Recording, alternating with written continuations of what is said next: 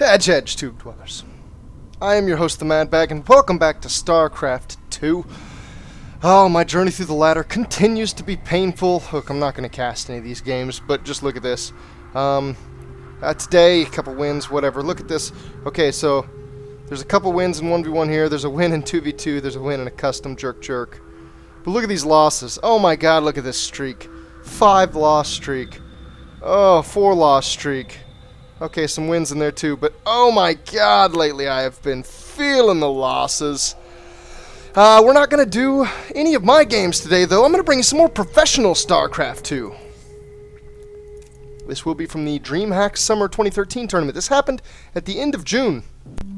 This will be a best of 3 between TLO and Lucifron.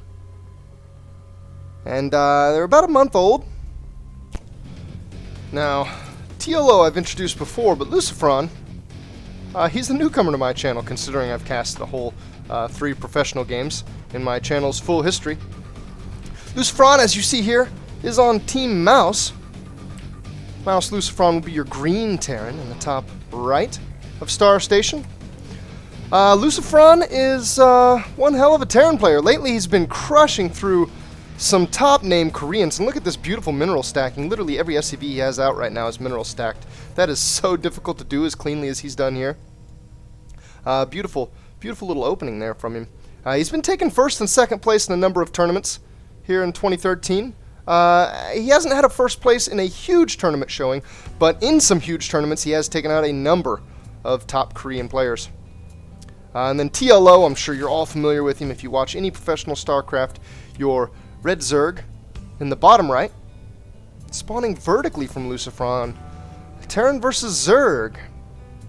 TLO, of course, is on Team Liquid. And he is a German player, known for his creativity.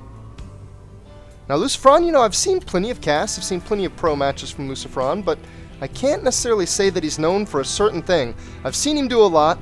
Before Heart of the Swarm came out, he used Banshees very commonly. And he's become fond of all the new, really high-risk, high-reward, really damaging strats. He's become a fan of the Widow Mines, the Hellbat drops. Basically anything he can use to get in your base and kill your workers. He's all about it. We'll have to keep an eye on him. I'm sure he has a bag of tricks of an endless size as far as builds go, and Terran is the race to do it. I do see a barracks into a gas coming up here. Makes me think Reaper. This is a good map for it. Sure enough, there's the Reaper. Look at all this cliff space. There's so much space where your high ground connects via cliff directly to the low ground. All the way around your base. And very far away from your ramp. It's very easy to... oh, that was beautiful. He pulled SCV out here to the edge of his base to try to look for this Overlord so that he could tell whether or not TLO was spawning directly below him. As of right now, he doesn't know, so he's going to send this Reaper. It looks like cross map first. Yep, sure enough. Right over to the cross map main. So TLO will have a little bit of additional time before this Reaper gets in. His spawning pool is finished, so he should have no problem. You see here 2 Lings coming and a Queen. He should have no problem getting defenses up to deal with this Reaper. However, even with defenses, like I said, this cliff line, it's an absolute nightmare for a Zerg player on a Terran. Now, conversely, TLO has seen the barracks from Lucifron, so he knows he's up north. He dodged way out to the side with that Overlord, so he wasn't going to get spotted by any clever little SCVs. Now Lucifron is going to be finding out. Nice that he went this way next. Given that he didn't see an Overlord, he may use some logic and go up north, but nope, he's going to guess right the second time. And TLO did see the Reaper, and Lucifron did see the creep of the natural, so Lucifron knows that there's a natural expansion here. And he's bringing a second Reaper. Those 2 Zerglings got quite a bit of damage done on him, but that's not going to mean anything. As you'll see here, hit points are already regenerating. 2 kills, he's going to jump up into the main and be just fine here. TLO's going to have to micro the hell out of these 2 Queens. And Lucifron may be able to get some damage done anyway. Now, something curious here. TLO's taken both gases. Lucifron's only seen 1 so far, but that is a very, very early 2 gas. I'll be interested to see what develops from that. Now, Lucifron, as you can see in the production tab, has 2 command centers. One actually just finished. That's the one that I'm going to guess is at his natural. But he's got another one. We'll take a peek at it now. Yeah. He's going for a 3cc, and he's just now getting this second gas behind it. He does have a factory already flipped over to a reactor, and he's got a barracks building a tech lab. It looks like the Reapers are going to continue to be a butt. Lucifron hasn't really used this cliff line. He could have gotten in there and seen the other gas.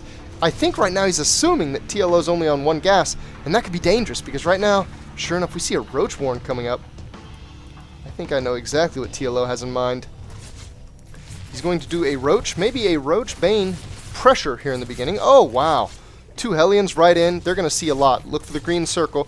He's going to select this Roach Warren. He knows now. Lucifron knows this is a Roach Warren, and that's likely not going to be a defensive one. He's even going to get some drone kills. My god, it looks like he's worked out 3 so far. But Lucifron lost everything. He lost both Reapers. He lost both Hellions. That's really important to note, because I'm almost totally sure that TLO is going to commit to this pressure. And you know what? Since the Roach Warren was spotted, maybe he doesn't. Maybe he holds on to his larva and turns them into drones instead. He did just finish a big round of drones when he could have made roaches. We see a couple Widow Mines. We see a bunker going down. Lucifron's even built a few Marauders just to be safe. Seeing that Roach Warren, knowing that Roach pressure is very likely, you gotta do everything you can to make sure you're safe from that, even if it means delaying parts of your build. We do see an armory coming up before engineering bays, and we've only got the 2 gas so far. I'm kind of wondering, I don't actually know when these other 2 gas would come up, but I'm kind of wondering if he's planning on not doing a bio style. Given that that armory's coming up, I'm guessing that this is probably going to be Hellion drops, and there the Hellions go. Yep. Okay, so no necessary indication of mech style play. This is probably just for the Hellion drop. It's very likely that he will double back and go for a bio play afterwards. These Hellion drops, as I said, are very popular right now, and Lucifron is one that likes them. TLO's third's up. He's got drones going out there. Let's do a quick economy comparison. 54 to 40. TLO's in a fairly comfortable position. I wouldn't say either one has a lead over the other. We see upgrades coming. It is going to be ranged.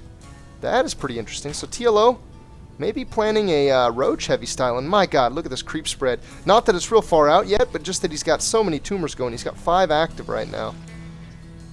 And I'm sure with this queen out here, that's going to be splitting into many more. Sure enough, he's got 4 queens. It'll make it very easy for him to get really crazy with the creep spread. Now I wonder, has TLO spotted any of this? I don't think so. He hasn't been back in to even see that the factory flipped over, so he doesn't know that this starport's out. He doesn't know that the armory's out, and he doesn't know that Hellbats are likely. And you know what? I see a 3rd factory coming up after a second. This is going to be a mech play. Wow! That is really awesome. He's even getting the +1 damage for his mech. I'm pretty sure he's still going to do a Hellbat drop, and it looks like Lucifron is still expecting this push to come from TLO. He's adding 2 additional bunkers, but TLO's totally switched out of that mindset. He's even getting a 4th. We see the drone count continue to climb. It's now 60 to 54. It's closed a little bit, actually. Lucifron's caught up with him some. TLO dropping creep at the perfect time to give a little bit of pain to Lucifron's desire to expand. Lucifron does send out 1 medevac with Hellions in it. We're going to keep an eye on that. Oh, nice. Lucifron's going to use Widow Mines to take out the Overlords. TLO's going to try to intercept with a Zergling and maybe even waste a cooldown. It didn't, though. The splash killed the Zergling. Now, Lucifron's coming in at an angle that TLO might be able to spot this. Let's watch TLO's vision. Right as the medevac comes in, Lucifron will no doubt see it. And micro. No, he doesn't micro quite yet. It went right by. TLO selected. It might have been all of his hatcheries. I'm not totally sure that TLO's seen this. Nope, there are roaches returning. TLO has seen this. Lucifron's going to be really hard pressed to get damage done here. I see a couple units posted outside of Lucifron's 3rd base here, but I'm not sure that necessarily means anything. Where did this medevac go? Green on red. I know it's down here somewhere, and there TLO goes for the move-in. That's not going to work out, though. That's not enough combat troops to do anything there. Looks like Lucifron's going to try to send the Hellbats for a queen. I'm not sure they're going to get him. And the medevac, being chased away from the queen, okay, is going to be able to pick 1 Hellbat up. Not both of them. Oh, and here's the forces TLO needs to be able to accomplish something at this 3rd base. A large cluster of roaches. He has 1-1. Lucifron does have the 1 damage completed for his mech. And missile turrets as well. Huh, that's interesting. Seeing this roach count, especially seeing 1-1, surprised that he's committing to that. I can see a single missile turret because you never know what TLO is going to do. It might be some kind of burrow play. And you know what? As I'm sitting here saying that it's silly for Lucifron to get anti-air defense, TLO is building a Spire. So never mind me. I don't know what I'm talking about. TLO's got 2-2 on the way for his roaches, but that doesn't mean anything. He's even got a Hydra Den down. He's getting Hydra range. That means nothing. His commitments to ground is just a ruse. Actually, I'm sure it's not a ruse. I'm sure he plans on using roaches and Hydras throughout the rest of this match, but he's going to put the Spire up anyway. That could mean mutas. We see a decent number of factories coming up here. It is full-on mech. And he's got a Thor, but for the most part he's committing to Hellbats and Siege Tanks. So we see the Hellbat drop coming in again. This time it's a double. Hellbat drop coming into the main as well. TLO knows about it, but that's not going to stop drones from going down. Oh, man. We hit the double digits fast there. Oh, no. TLO. Wow, we climbed right up to 20 in no time. He even got a couple over here. That's going to just about level the worker count up. Oh, TLO. You crazy son of a gun. Look at this. He's doing a fake drop here to really freak Lucifron out.